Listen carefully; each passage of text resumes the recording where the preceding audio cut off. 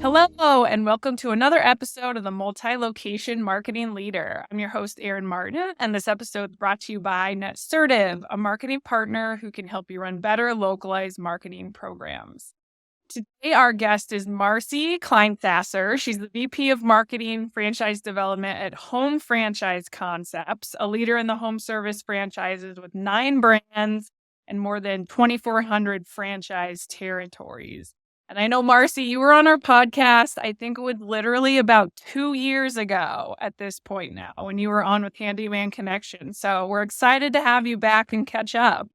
Thanks, Erin. Excited to be back. And I can't believe it was 2 years ago. It feels like just know. yesterday we were chatting. So It's thanks for right. having me again. So I think just before we dive in, can you give our listeners a little background about your role and what you do at Home Franchise Concepts? Yeah. So I've been at Home Franchise Concepts coming up on 8 months now. And I joined the company to lead marketing with the team that is responsible for growing our 9, soon to be 10 brands in the franchise development area. And excited to now have these 9 brands that I'm responsible for in collaborating with all the stakeholders at Home Franchise Concepts and help grow Home Franchise Concepts as a leader in home services. Awesome. And so how do you guys right now, between like systems and processes and teams, how do you guys structure the Fran motion? I know some people do like joint discovery days and try to figure out, the right candidate and, the right fit with the brand. Like, how do you guys handle kind of the whole process and team and system? Yeah. So we actually have our teams on a virtual Meet the Team day as we speak. So to get our candidates to that process, we pretty much have it down to a science. So our team and the marketing area for franchise development, we start top of the funnel, bringing our candidates in, and we act as a total consultancy to make sure that these candidates are matched with the right brand in our portfolio. So while we might bring a candidate in at the top of the funnel that might be interested in, let's just say with our Budget Blinds brand as an example, they might learn that we have other brands in the portfolio that they might say, based on their wants and their needs and their dreams of owning a business, they might say, and also based on the geography, they might say, you know what, that Budget Blinds has a great model and it looks interesting, but based on all of those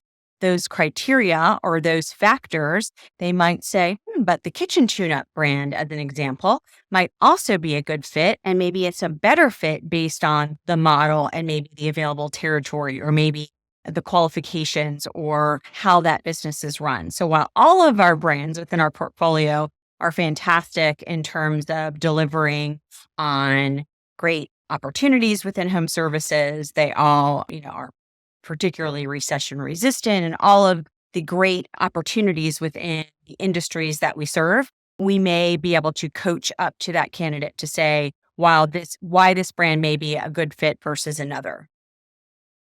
Awesome. And so when you came in, I think, is there 9 months under your belt? Yeah, coming up on 9 months, just about 8 months, right?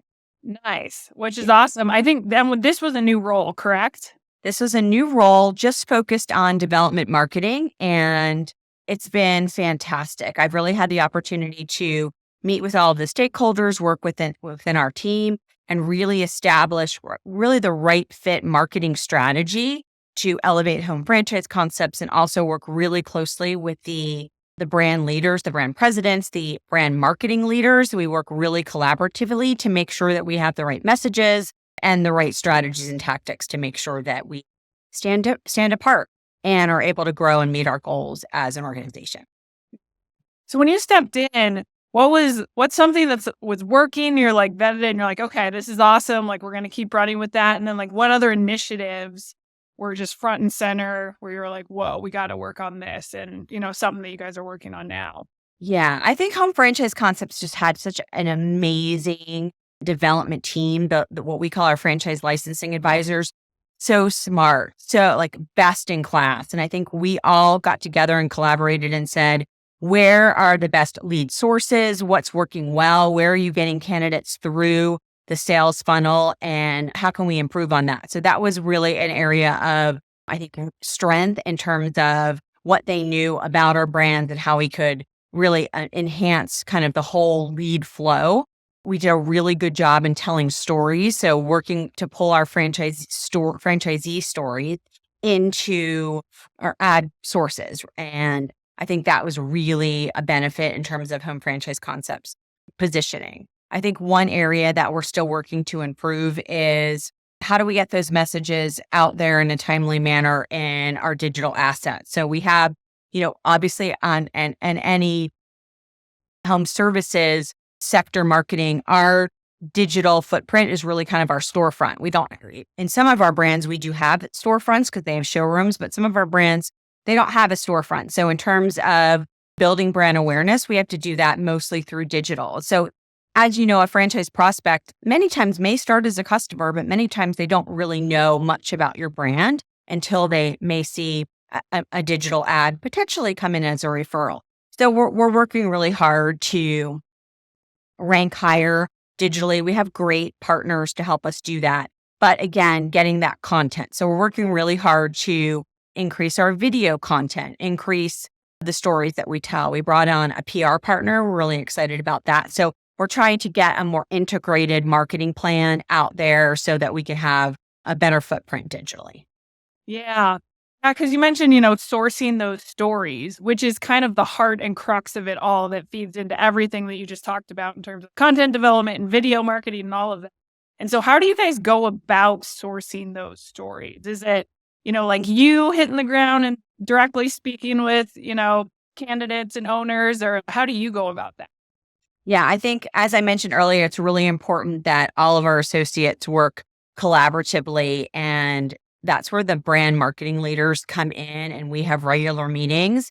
And I really ask them, what do you know about what's going on? Kind of where the rubber hits the road with your franchisees. Who's doing it well? Certainly we have, and what I see at Home Franchise Concepts is they do very well, better than I've seen other systems I've been a part of, is they have weekly newsletters that go out on what we call the Source. It's a great technology platform here at Home Franchise Concepts where franchisees get updated in, as well as they're celebrated for wins or celebrated for projects that they've done. For instance, Kitchen Tune-Up sends out a weekly newsletter. They'll highlight a before and after project. Same thing with their Bath Tune-Up brand or any of our brands for that matter. But they have stories about franchisees that are doing it right on any particular KPI that they're measuring, whether, again, it's a before and after, or they've delighted a customer, or they've improved profitability, or whatever they're working on in their business. So I'll see those newsletters and I'll kind of go, oh, let's pull that in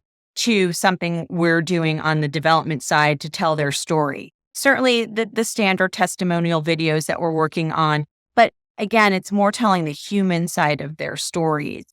We also work very closely and we stay in touch with our regional operations manager. So recently, I had a regional operations manager at Kitchen Tune-Up reach out to me and say, I really want you to reach out to this franchise owner. She has a great story to tell, where they cut a Kitchen Tune-Up franchise owner collaborated with an Advanaclean owner during the storms in Florida. They were on the west coast of Florida. And a couple of years ago, during the hurricane, they really helped each other with their businesses. And because of that, they're both growing and doing really well.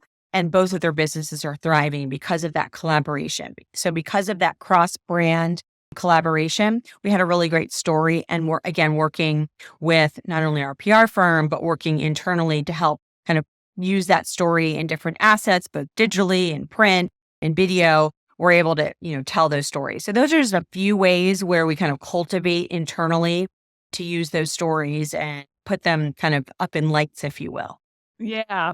And how about your guys' content strategy? I mean, there's so much wealth of really good kind of user-generated content, whether it's, the franchisee story on the Fran-Dev side or even consumer marketing, some of those stories from the end consumer.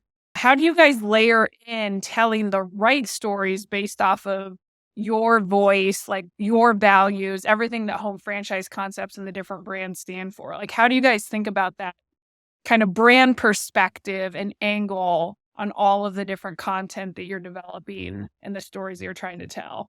You asked me earlier, what have I seen I walked in and what did I see was working really well? And again, the experts on our team and how I could leverage their kind of brain power to elevate each of our brands and also to put home franchise concepts kind of out there as this leader, as a platform.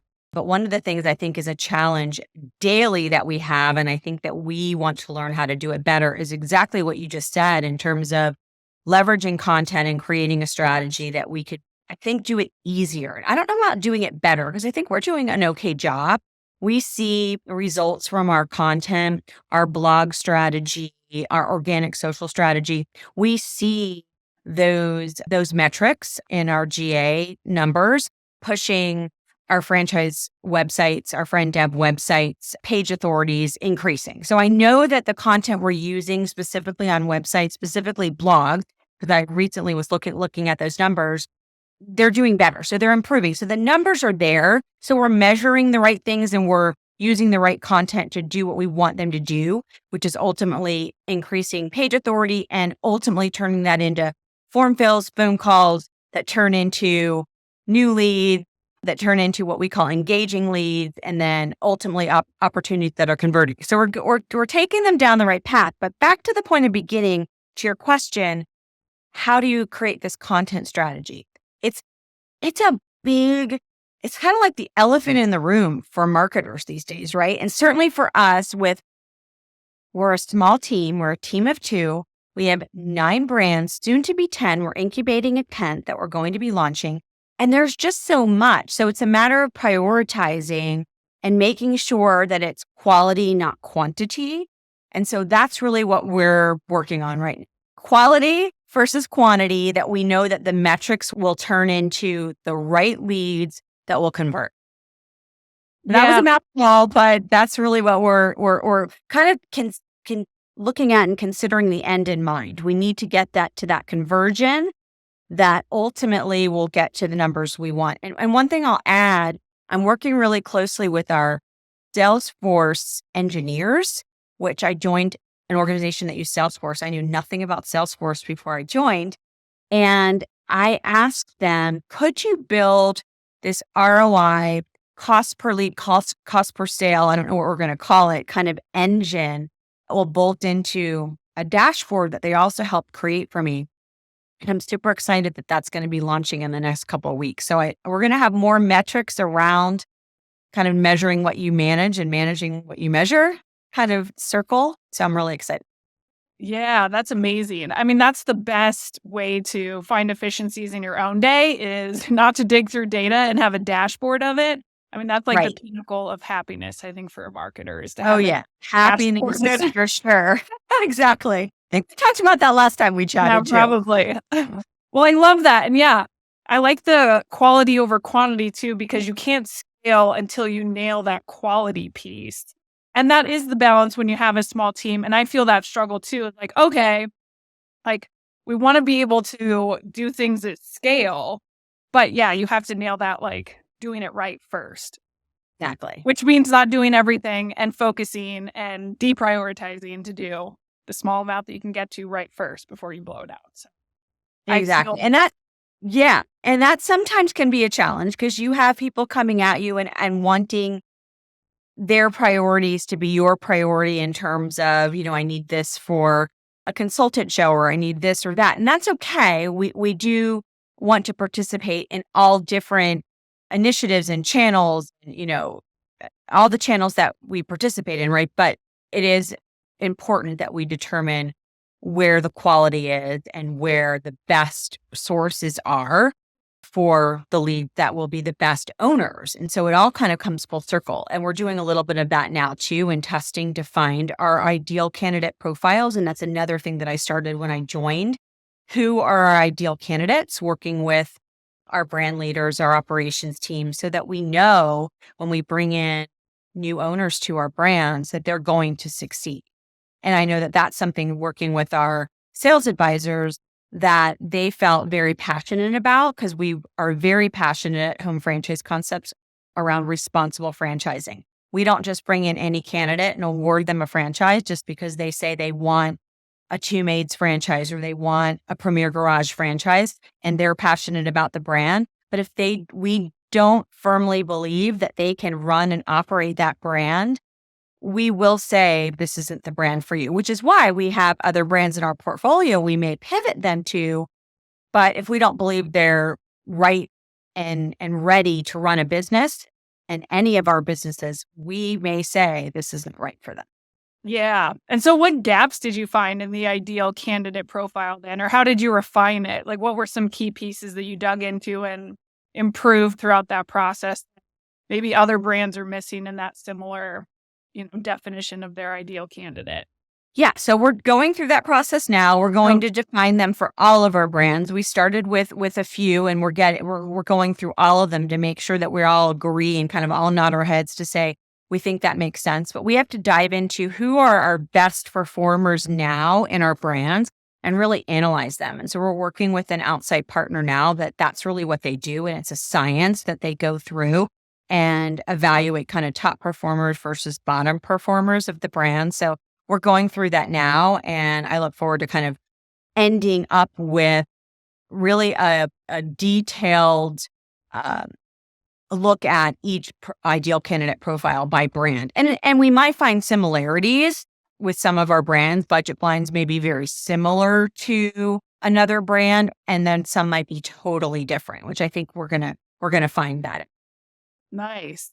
And you also mentioned video marketing, which I'm very interested in. So what are you guys doing today? And then what visions and dreams do you have moving forward that you're trying to ramp up on that front? Yes, I'm super passionate about that as well. So we have right now, we just came off of our annual conference in January, and we're now rolling out a lot of the assets that we shot at that conference. It was my first conference with Home Franchise Concepts. So we were able to bring all nine brands. We brought in, I want to say we filmed up to 6 or 7 franchisees from each brand. So it was a busy couple days in the video studio. And you guys bring on an official production partner to help with the filming and all of that? Absolutely. So we have a video marketing partner, and they basically set up a studio, and we had 2 full days of filming and questioning franchisees on different areas of the business that we really wanted to probe on, that we thought would, and it varied by brand. So different brands. I mean, obviously we wanted to know, what did you like about support? What drew you to the brand? What do you know about Home Franchise Concepts? And why is that important that you get the support from Home Franchise Concepts, but also for your particular brand? So we definitely, what does technology mean to you? Why is that important to your business? So we probed on key areas and why we were different by brand, and also at the Home Franchise Concepts kind of parent level.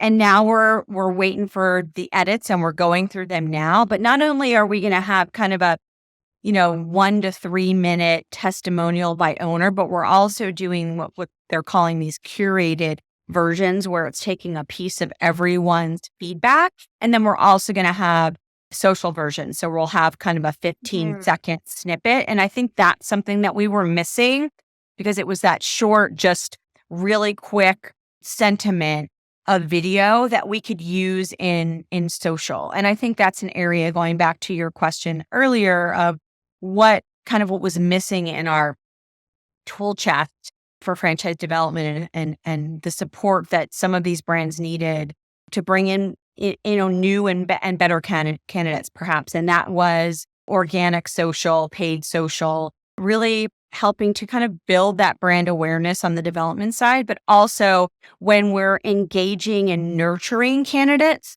what do we want to tell a candidate that maybe has already made contact with a sales advisor, but they haven't moved forward? So that's where we are really excited to start using video more, is at that engaging and nurturing stage of the sales process. Yeah, that's awesome. And something you said, begin with the end in mind. I think that is so incredibly important all the time, but also when you're investing a ton into something, like video, if you're going to hire a studio to record, it's a different level investment than if you're writing your own blog post kind of thing. And Right. so, like, I think asking the right questions and being able to think, like, okay, if I literally had someone come up here and wanted them to say XYZ in this social ad video, that I'm going to post, what is it crafted to be? And lead questions toward that end in mind state. Like, I think the questions that you ask to get the video content is so critical. Knowing the formats you're going to post it on, like you said, more of those 15-second clips, all of that, you could just go out there and shoot some video. But if you don't know exactly how you're going to use it, you're going to do some things wrong. So it's like, Yeah. you got to know what your complete end state is. Yeah. And I would say some things I've also learned that we didn't do that I would do on the next shoot is so not every franchisee came in a logoed shirt. I would Ah, definitely make sure that they were in logoed attire. So that was kind of one of those like, duh, but they didn't. And yeah. once they're there, it wasn't Broncos are like, playing today. I got to wear my Broncos shirt or yeah, yeah, we won't get into what they did wear and should have worn. Some of it was like, you, you expected them to come in at least professional attire. So that was like, okay. And I think some of that was in the instructions and they weren't. So part of me was like, we should just have like one of every size. But if you think about it, we had, I think, 8 brands that we were filming at the time. And if we would have had like one of every size for 8 brands shirts, I mean, we would have that would have killed our budget right there just in green clothing. room studio. Yeah. I mean, we would have, that would have again killed our budget. So that was one thing. In hindsight, we're definitely doing some Photoshop of some logos and those types of things. I was watching an edit yesterday and one of the female franchisees was like in a flowered dress. And it's like, okay, we can't really put a logo on her flowered dress. But needless to say, we're moving forward with her. You can't really do anything. Mm-hmm. That you can't fix that in post-production is kind of my point there. Yeah. And then I think, again, me being new to the process, I have a great team member who manages all of this and she does a great job. Just I would have debriefed on what they wore. And I may have asked for photos of some of these people ahead of time. Not that I would have necessarily said no based on what they looked like, but I may have in terms of the group, because we are using all of them in one, there could have been a little bit more diversity in some of the brand group videos had we maybe looked at that ahead of time. So I would have been maybe more intentional with who, if you're doing them as a group. So that's something in hindsight, again, you can't change because once you've chosen them and filmed them, you can't change them. So that would be something that might be a takeaway in learning there. So those were 2 things from this particular shoot. And then just the timing. The timing was a little bit off. And that always happens. You always have kind of that scope creep, if you will, kind of the timing also creeps up on you. People are late. Sometimes people are uncomfortable and you have to make them more comfortable. So the questioning goes a little longer and you have people waiting. And it just kind of by the end of the day, you're really behind your timing. So you have to kind of plan for that. So those are a couple of things that in our particular project, and when you're doing this for, I think, again, we were filming 8 brands at the time. So Yeah. the video marketing is so important, Erin. And I will say it's a huge initiative and a huge part of our budget for 2023. And then we will definitely be planning more in 2024. But professional videography doesn't have to be all that you do. We talk about this a lot. I mean, just asking franchisees out in their kind of day-to-day, taking their iPhone or whatever type of phone they have and just doing some amateur here, I'm at a customer's home or I'm doing whatever I do. I'm installing blinds or I'm whatever and just talk about, and this is my day and I'm loving it or what have you. Again, on the development side, messaging on just business ownership. But even if it is more consumer related, I always say anything on the consumer marketing side benefits development. Because an owner needs to understand what the consumer experience is like, because that's what they're buying. Yeah, and the authenticity of those type of videos. I mean, everything that's polished and, on point brand-wise and pixel perfect is awesome, but yeah, there's nothing that's more authentic than truly coming from another owner and envisioning yourself in those shoes or serving that customer. So, Yeah. what other channels What other channels are you guys I heard social. What other channels are you guys thinking about incorporating video within? Yeah, definitely on social, definitely on our website. We want to enhance our email journey. So I think at figuring out where we can sprinkle in some of these newer videos in email and measuring them. So where are people, as I mentioned, enhancing further in the funnel. So I think top of funnel, I think to build brand, video is important. But where can we get people in the engage and nurture stage to really make a decision? And how can video help with that? So that's really what I want to start measuring more. We can definitely see video clicks. And so that's where I think video will have more of an impact for us. Yeah, that's awesome. I love it. And you also mentioned having some strong lead sources in place when you came in. What's some other tactics and channels that are working for you guys right now on the FranDev side? Yeah, I'm really excited. This past quarter, we were up 30% versus quarter ago, just total sales. But we get really excited. My partner, Jenna, and I, when we see what we call a bell ring announcement and we see the lead source being anything organic. So we really appreciate our franchise consultants and partners out there that help us in the development space. But certainly on the marketing team, when we see an organic sale, a paid ad, LinkedIn, Google, Facebook, paid. When they close, we're just like, we're jumping up and down in our seats. Now those are virtual seats because we're, both of us work remote. But when we see those close, we're super excited. So paid social, Google paid ads, those are really important to moving our candidates down, through the funnel and closing. And lately we've seen a ton close. So we're super excited.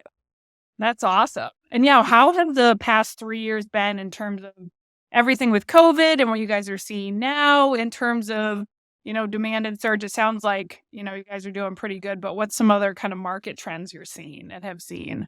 Yeah. So from top of the funnel leads coming in to moving them, like I said, through engaging and nurturing, we're way up in numbers.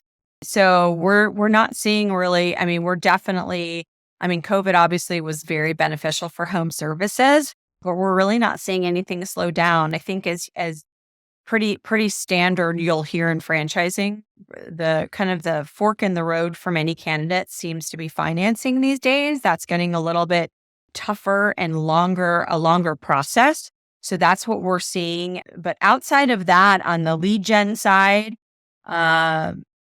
still fairly, the demand is high and we're still seeing lots of candidates, get through the funnel. Other than, like I said, some on the financing side, it gets a little bit slower, but we're still closing deals at a fairly remarkable rate. Like I said, our first quarter, we were up in terms of total territory sold, up 30% versus year over year. So we're really happy about that.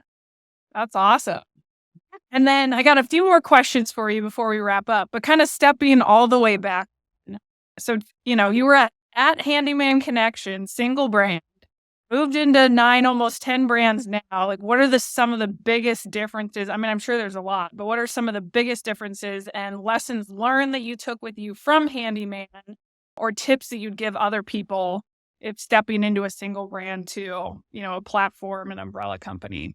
So I say I had one baby for 10 years and I loved it and nurtured it and just enjoyed helping to grow Handyman Connection. And it was amazing, great team. And, we were all kind of like in the trenches, always thinking about what can we do operationally and technologically and everything to kind of like grow and nurture that brand. And it was amazing. And then I've stepped into this amazing organization that has these now 9 babies, soon to be 10 babies that I want to, again, grow and nurture and see them blossom and flourish and grow up. Some of them are, more emerging size. Some of them are again, more established, like budget blinds with over, 14, almost going to hit that 1,500 milestone of territories, where our smallest is a more emerging bath tune-up with, coming up on 50 territories. So again, I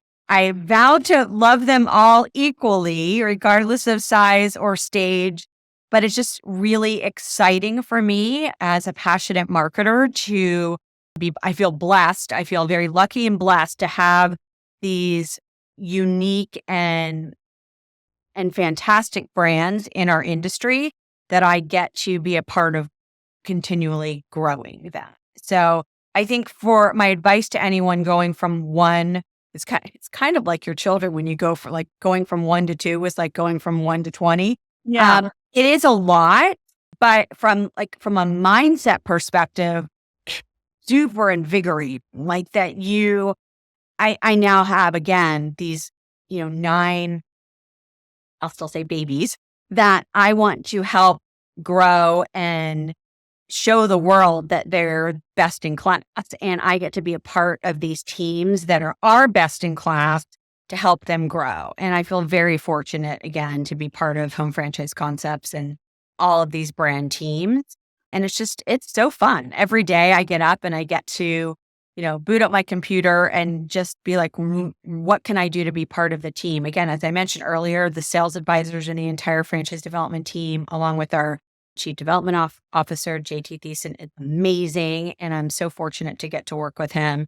And it's just a ton of fun. So again, I feel very fortunate if anyone else gets a chance to be able to work on concepts.